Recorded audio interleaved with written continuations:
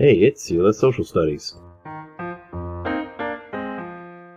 Hey guys, and welcome back to Sila Social Studies.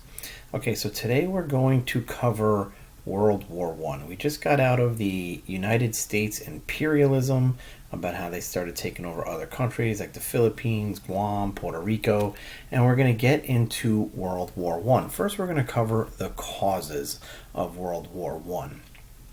So here's a fun fact about World War I.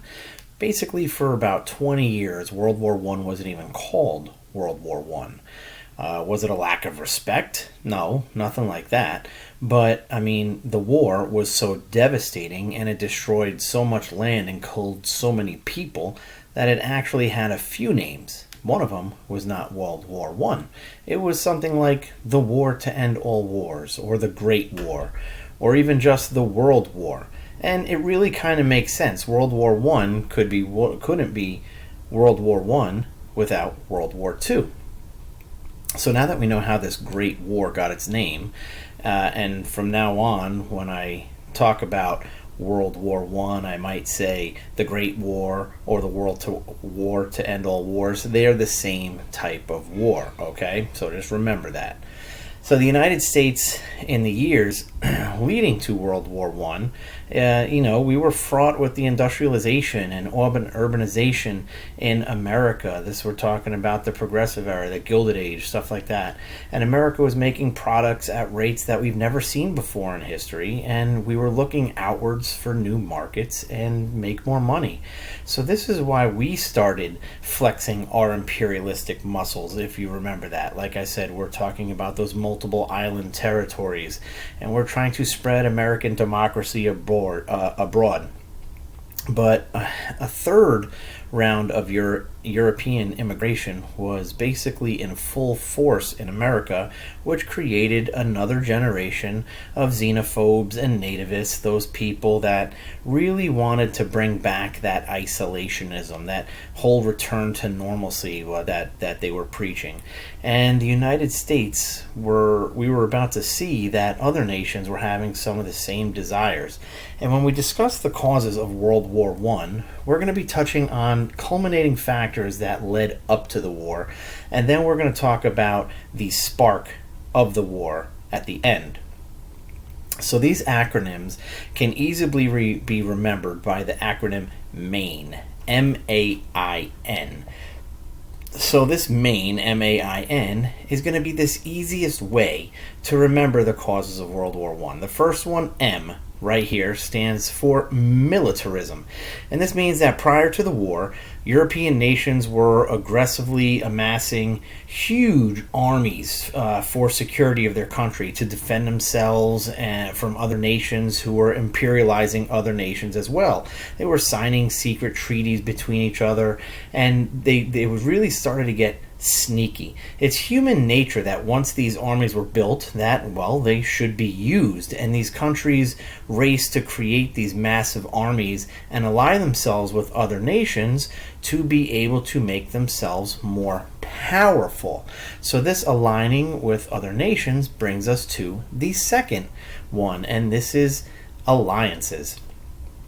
An alliance, by definition, is a relationship among people, groups, or states that have joined together for mutual benefit or to achieve some common purpose. And when you make an alliance, they become your allies, so they're called the Allies powers. And these alliances stem from these secret treaties that I just talked about, which put one nation against the other. And the third letter, I stands for imperialism. Remember, imperialism is when one country extends its power and influence over another country or territory.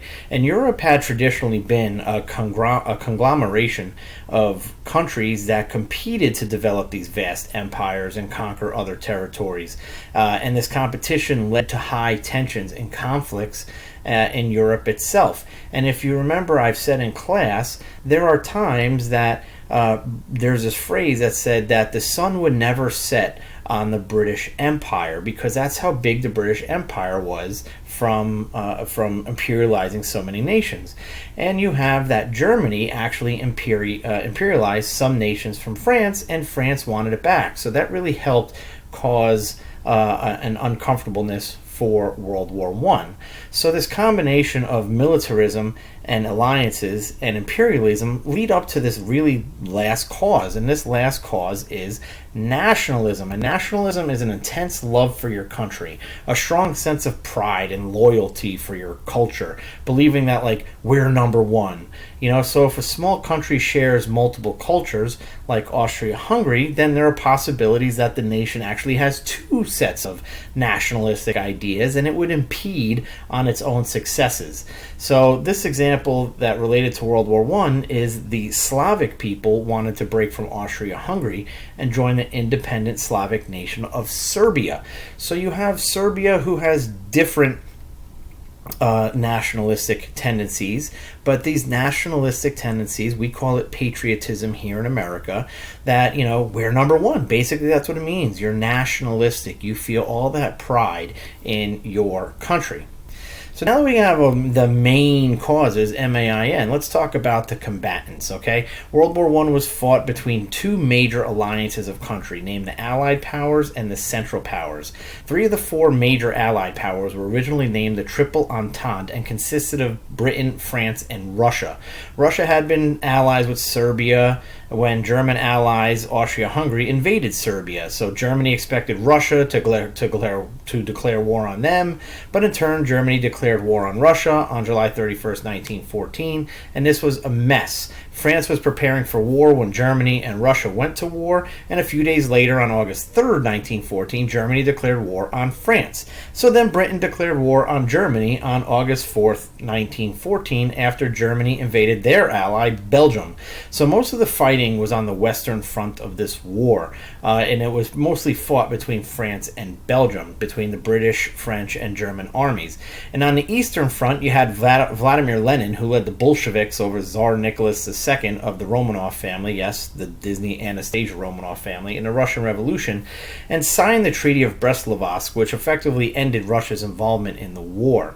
And the last members of the Allied powers were the latecomers. Yes, that's us, the United States, and we made arguably the biggest difference in the war. We tried to remain neutral at the beginning of the war since it was a war of European affairs, but we declared war on Germany in 1917, and we will go ahead and cover that a little bit later. So those are the Triple Ententes: Russia, France, Great Britain, and later on the United States. On the other side of the battlefield, we have the Central Powers, otherwise known as the Triple Alliance. And the Central Powers began as an alliance between Austria-Hungary and Germany, with Bulgaria and the Ottoman Empire joining later to form the Quadruple Alliance.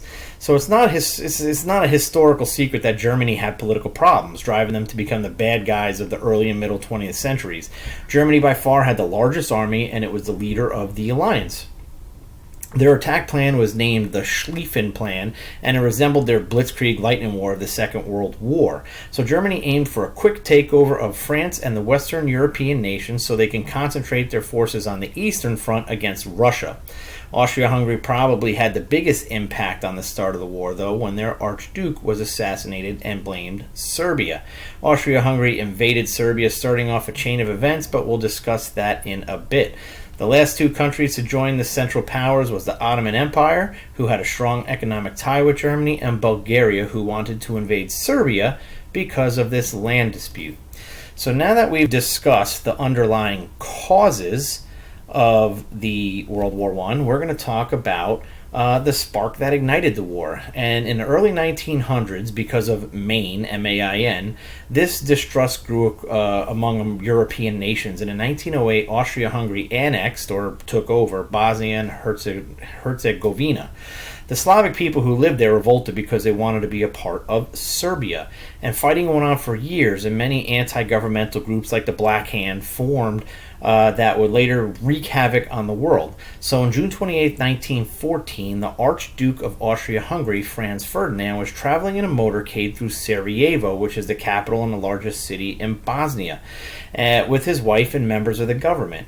A group of roughly 7 Serb nationalists belonging to the Black Hand plotted to kill the Archduke by using bombs and pistols.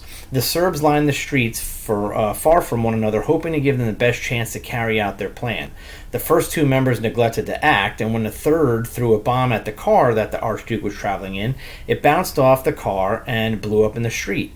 The vehicle sped from the scene to a location where the Archduke later gave a speech, and on the way back, Franz Ferdinand gave this speech and said he wanted to go see the people that were injured by the explosion.